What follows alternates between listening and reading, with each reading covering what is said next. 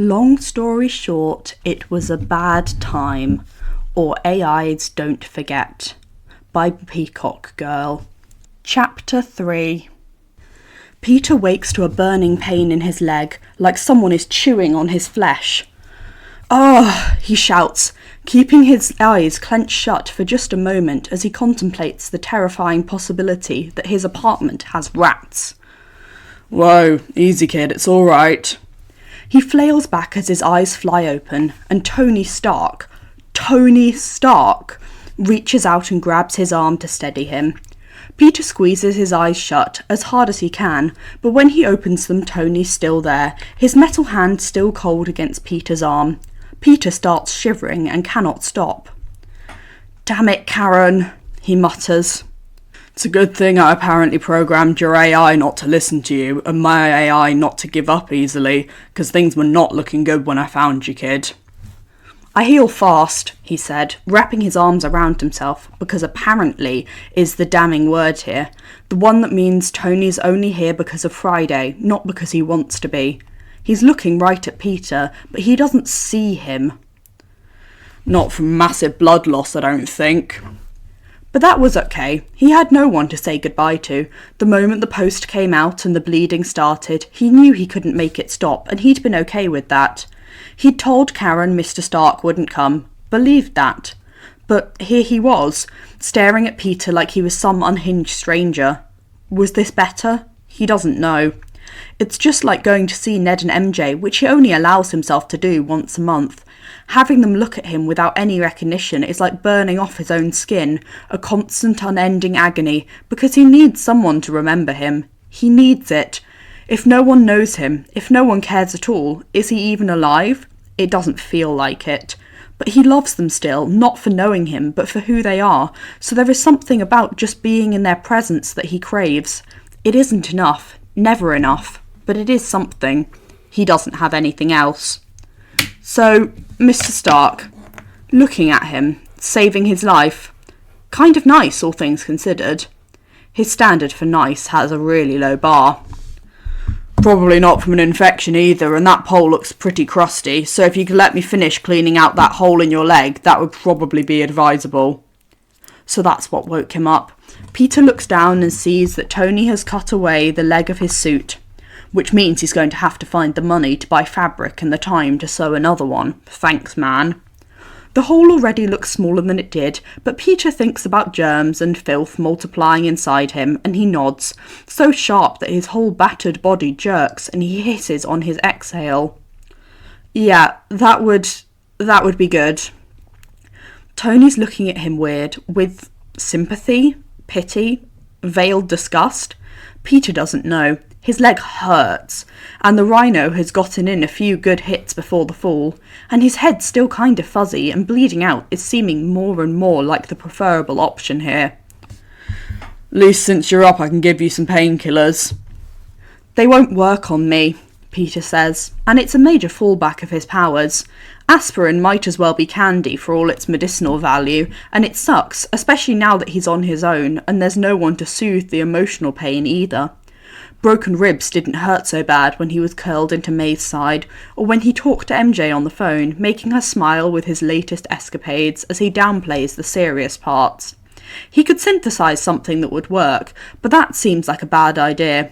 Just getting the components he needed would be shady, and relief was something he could get hooked on. He's not strong like he used to be. Relief isn't something he deserves either. Tony holds up a bottle, a familiar one, without any branding. "Fry says these will. Spider Kid approved. Got 'em from the cabinet over there." He wants to cry, but he doesn't let the tears fall. "Well, yeah, those should work." Tony shucks off his gloves and taps 2 pills into his palm, but instead of handing them to Peter, he shifts closer and presses a hand to his back to help him sit up. And Peter absolutely freezes, because the gesture is so soft, so kind, and no one has touched him like that since before the spell. Before, there had always been hugs from May, and forehead kisses, and handshakes with Ned, and then real kisses with MJ, and he'd taken all that touch for granted, never realising it was more sustaining than food, than oxygen. He misses so many things in the after, but this is one of the hardest. And now Tony is here, and it's not even a hug, but just one touch on his back, and this time the tears fall and he can't stop them. Crying comes like a wave, all heat behind his eyes and misery. Or is it relief? It seems really bad that he can't tell them apart. Tony practically has to lift him into a sitting position because Peter is no help at all. Then he hands him the pills and a bottle of water. Peter downs them quickly and then covers his eyes with the back of his hand because he doesn't want to see what Tony makes of his breakdown. "Thanks," he whispers. Tony's heart is beating fast, erratic, and his breathing is a little loud, a little laboured. With his eyes closed, Peter can also hear a whooshing sound, quiet but constant. He looks that way when he opens his eyes and sees the tubing running from his arm all the way across his bedside and into Tony, blood rushing between them like a river. "You're giving me your blood?" he says, stupefied. Tony's lips twist upwards, wry. "Well, I'm certainly not taking yours." His hand had slid up Peter's back and now rests between his shoulder blades. "Who knows what would happen? Iron Spider." Peter means to laugh, but it comes out as a sob, and Tony looks like Peter just punched him in the chest. "That was a joke. I'm not going to take your blood." "You don't know who I am." He knows this, but he has to say it. He's letting himself wonder, pretend, and he needs to face reality. "You're Peter Parker." "But you don't remember me," he chokes out. Tony shakes his head. Tears fall down Peter's cheeks like a rainstorm he can't stop, but he doesn't make a sound. He knew Tony didn't remember. But then Tony's hand is brushing the tears away, his human hand, calloused but so warm and so gentle it breaks Peter into a million pieces, and then puts him together just as quickly. Dusting, undusting. Crazy that half the world understands that metaphor. "Thing is, kid, I know you. Moment I saw you, I knew I had to save you. Forget the blood. I'd give you my other arm if I could get you to stop crying. Care to explain why I feel all that when I don't have a single damn memory of ever seeing you before?" Not really. The drugs are hitting hard. They always work fast, between their strength and his metabolism. Everything is getting warm and hazy and numb. His eyes drift shut, but he can still feel Tony's hand brushing away the tears that continue to fall. He didn't know Tony cared about him that much, even before. The fact that those feelings are still here now, he can't process it. He's gotten too used to expecting disappointment, and this is the opposite. This is the type of hope that could break him. Or maybe put him back together? Does he even want that anymore? God, yes. "Right, kiddo, get some sleep. I'll clean out that leg of yours, but when you wake up I need some answers." He doesn't answer. He can't. He feels pressure on his forehead and then falls into oblivion. The moment the kid passes out again, Tony loses his shit. "What was that, Friday? Oh my god, what was that?" He feels like he just went 10 rounds with Thanos, like he'd lost and something worse was about to happen. But also like the moment they were ready to lose again, in the repeat, and then Strange brought all those reinforcements, and there was one particular moment of absolute jubilation, but he can't quite remember why he felt that way. I really would advise you to finish cleaning Peter's leg. The wound is beginning to heal. Tony is clearly unfit to be a nurse. His bedside manner is an absolute disaster, and he'd lose all his patients on the table if Friday wasn't so naggy today. But he puts on a new pair of gloves and manages a few minutes of focus, trying his best to be gentle, but so glad the kid isn't whimpering at his ministrations, hoping the drugs will give him a few hours of comfort at least. He cleans and bandages Peter's leg, and a few minor scrapes Friday points him to, and then when she tells him enough blood has been exchanged, he undoes the link between them. When he pulls the needle from his arm, he feels like he's lost more than his blood. He wheels to his feet. The dizziness seems more profound than just blood loss too. "Is there anything else he needs, Fry?" he asks, but it's an unanswerable question. The kid needs a bath, a hug, a pony for his birthday. Peter does not currently require any more medical attention. With his advanced healing, he should be out of danger by the time he wakes. "And when will that be?" Those painkillers typically last a few hours. So Tony paces a bit and spins on his heels and runs his hand through his hair because he feels like his whole body has rebelled against him. This is how he felt when Morgan had tonsillitis and just wouldn't stop crying, and he had to watch the doctors wheel her away into surgery, and there wasn't anything he could do. Pepper had called him a drama queen after, which, fair. Morgan had been perfectly fine. Peter isn't fine, though. Except for a few particularly rough patches in his own life, Tony has never seen another soul who seemed less fine. There are granola bars in the pantry, side by side with M&Ms and Doritos, and the fridge is stocked with bottled water, Gatorade and Mountain Dew, as if the place is ready for both a medical emergency and a sleepover. Tony can't fathom any of this, but his blood sugar's been halved with his blood, so he grabs a soda and a candy bar and sits back down at Peter's bedside. He pops the tab and takes a long drink before he says, "So, he's my son, right?" The timing lines up. He knows why there are gaps in his memory so far back, and maybe all the partying and sleeping around and all the time he spent blackout drunk was worth it for this one result. The best mistake he ever made. Tony stares down at the messy curls, wild with sweat, the shape of his nose, the curve of his cheek, remembering his brown eyes absolutely swimming with pain. There's not a resemblance, exactly, but there's not a resemblance. And he doesn't know who the kid's mother is, so he can see it. According to the half-dozen paternity test results in my databanks, Peter is not your biological child. He's not expecting the way that stings. "Why did you run the test 6 times?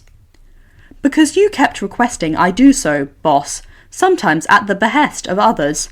Colonel Rhodes in particular seemed unable to accept that Peter was not your son."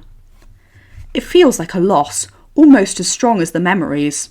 Tony eats half the candy bar in one obnoxiously large bite, and then he reaches out for Peter's hand, trying to rub some warmth back into his skin. "Fry, can you turn up the heat in here? The kid's frozen." Peter's core temperature is at an acceptable level, she tells him, but he hears the heat whir on anyway. Tony wishes he was wearing more than a t-shirt, so he had an extra layer he could loan Peter. Instead, he has to scavenge through the room. He finds a blanket in the closet, thick and soft and warm, and tucks it around Peter, just like he tucks in Morgan. He misses being able to hold the kid's hand, even if he's clearly warmer this way. He really thought this was his son. "Alright, Fry, we've got time now. Show me what you've got on Peter." It starts with a YouTube video of a guy in a sweatsuit stopping a bus with his bare hands. The bus is speeding, and if this was a horror film, or reality, the guy would be instantly flattened. But the guy puts his hand out, and when the bus hits him, it just stops. Tony had fallen down the rabbit hole pretty quickly. More videos, and then possible illegal research that all led to that first photograph Friday had showed him, of a bright-eyed, awkward kid. And then the kid's on camera, recording some sort of video diary, and Happy is there being his usual happy self, and Tony thinks the timestamp looks familiar, but it isn't until Spider-Man steals Captain America's shield right out from under him that Tony realises that he brought a 12-year-old halfway across the world to help him fight against his super-powered friends. Peter was 14 at the time, Friday interjects over his rambling. "And that's better," he snaps. It's really not. And then there's an awful moment when the kid goes in for a hug and Tony goes full out Howard, sliding out of his grasp with a quip. He wishes he could go back in time and give the kid the hug he deserved. Because the Peter in that video is a puppy. The Peter lying right beside him is a dog who's grown up on the streets, watched all his littermates starve and now expects every person to kick him in the face. And it hurts, like someone pulling every bone from his body one by one. His cells are absolutely exploding. Something has gone wrong with the universe, because Peter was supposed to be that puppy child forever. Soon as the kid wakes up, he's giving him that hug. He understands why he asked Friday to run so many damn paternity tests. He kind of wants to ask her to run one right now. Clearly this is his fault though. Clearly. The kid needed affection and Tony was aloof, and then something broke Peter into a million pieces. Or someone.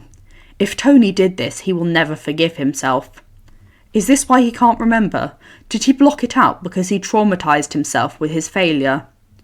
Friday keeps playing video clips and audio files.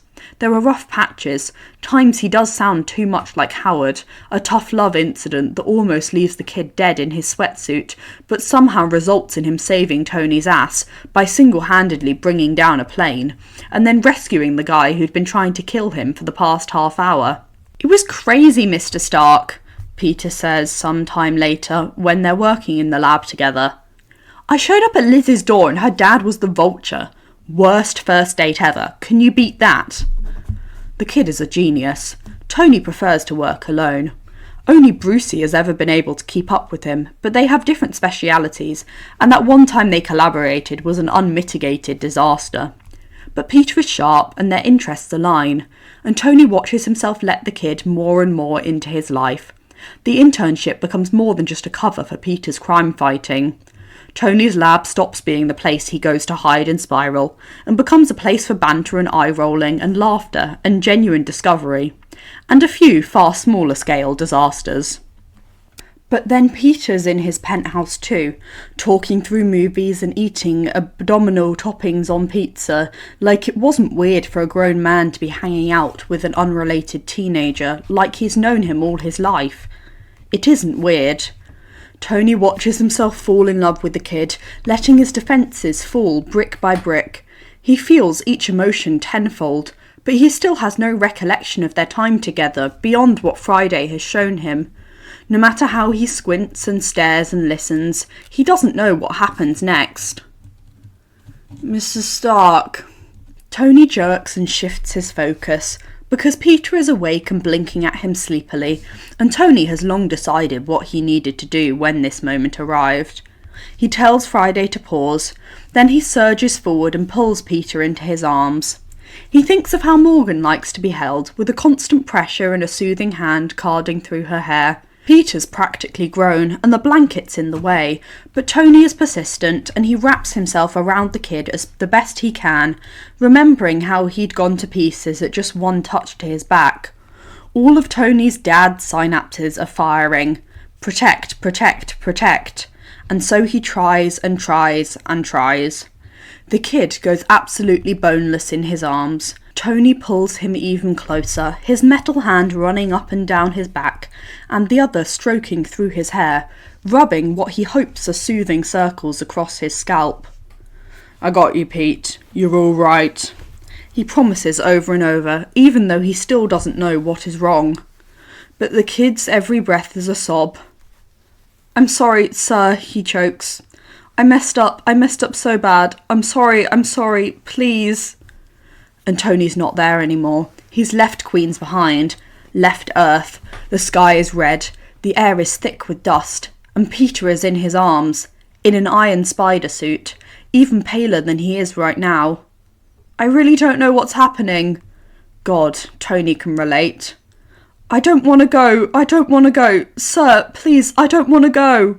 He begs, and then he's fading, crumbling, and the last words on his lips before they drift away are, "I'm sorry." And nothing is the same after that.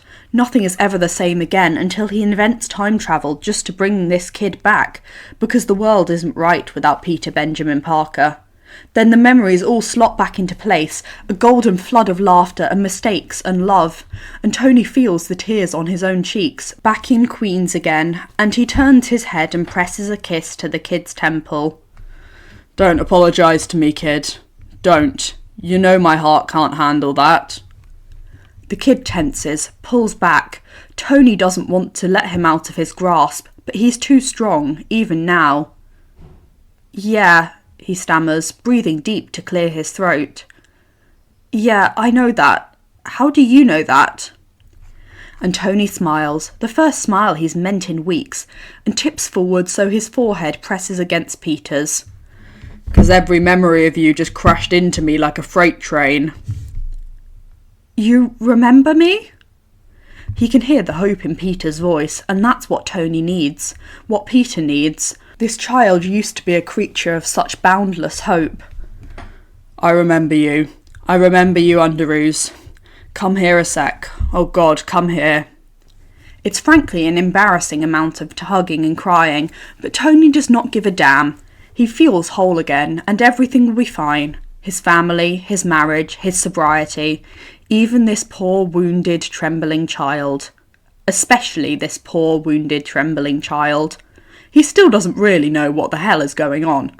But they'll figure it out. They always do. They're a damn good team. Thanks for listening. I really hope you enjoyed this chapter. Have a lovely rest of your day.